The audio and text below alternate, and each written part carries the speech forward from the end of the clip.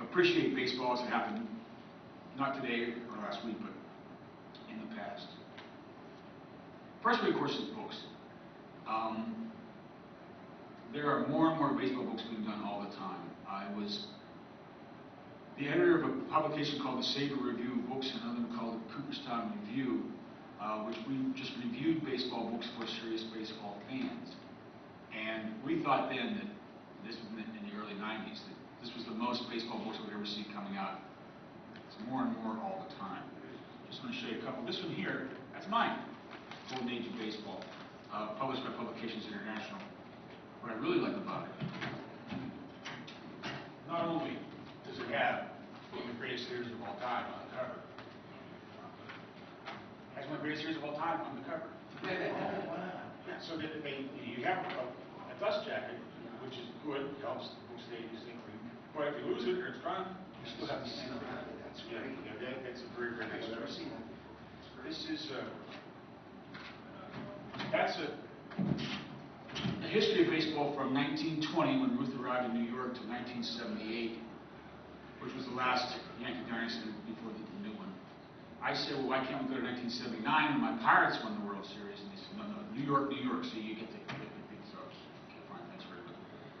The sidebars and captions and stuff were by other people, but I wrote the entire text, which was kind of fun to follow through the themes about what was happening. There's 1920s here, the Black Sox, and all those things that tie together there. Another book type of project is this little thing. I have 3 copies here. It's Baseball, 2 words, a journal of the early game. It's baseball, 2 words, because the era we're talking about, baseball was 2 words. This book is published by McFarland International twice a year. I'm the book review editor of this as well. And here are some flyers if you're interested in looking at that. The book is edited by John Thorne. Now, John Thorne was the first publications director of the Society for American Baseball Research, which made him my immediate predecessor because I was the secretary. He discovered the oldest reference to baseball in American history yet found, which is a citation from the town of Pittsfield, Massachusetts in 1791, which banned the playing of the game within 80 yards of the town meeting hall. I mean, can't find anyone saying what a great game baseball was before then, but the first thing we hear is, no playing baseball in the town meeting hall. Apparently 219 years ago, baseball was already a problem for some people. So this journal goes from the origins, as we say, capital letters, the origins, up to 1920. Again, when Ruth comes to New York, a lively ball, that changes everything. And there is some, I mean, for history, there's some fascinating stuff in there. It's worth taking a look at. There's flyers there to enjoy.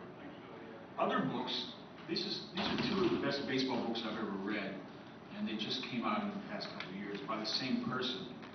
2-volume set called A Game of Inches, the stories behind the innovations that shaped baseball. Peter Morris has done here is he's taken everything you can think about the game and found out the first recorded example of it. From substitutions, double switches, pinch runners, courtesy runners, lineups, batting out of order, second place hitters, teaching techniques, growth of the profession, internet intentional walks, signs stealing, playing by the book, playing by 1 run, don't put the winning run on base. He has gone through and found the first written example of any time that has come up for all of these subjects. Slides, head first slides, feet first slides, air dives, hook slides, staff slides, sliding drills, pickoff moves, ambidextrous pickoffs at second, seesaw play, pickoffs with second baseman covering first. I mean, you can pick this book up anywhere. Just open it up and read it, and you're going to find a great story. Then he does the same thing with the off-the-field information. In other words, we'll start from the beginning.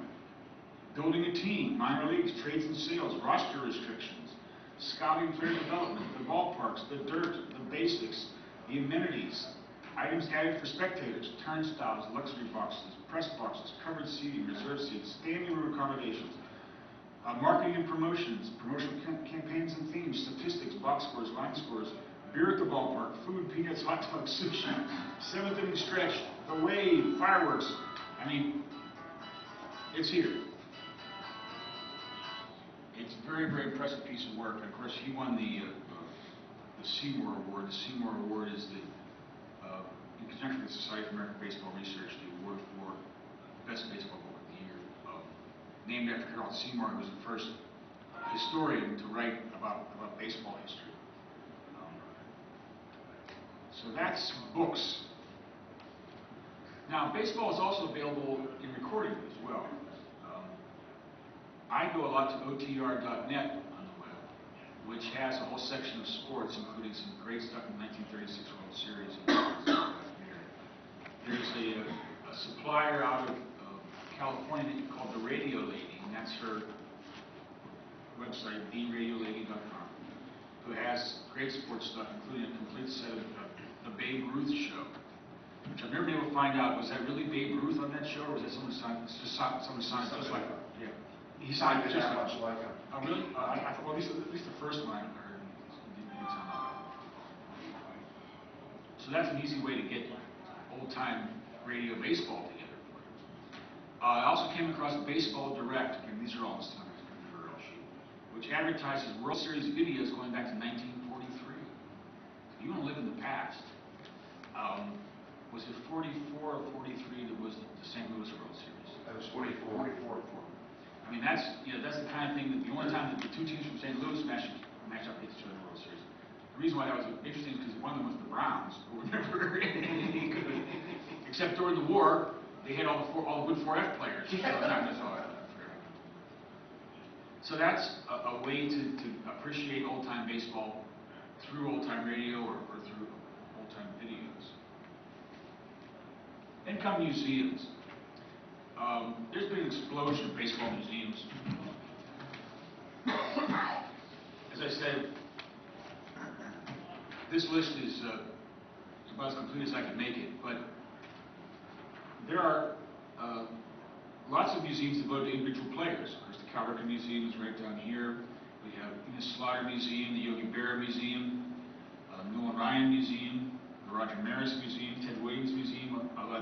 He moved from where he originally was back to a ballpark up the road or was. Ty Cobb Museum.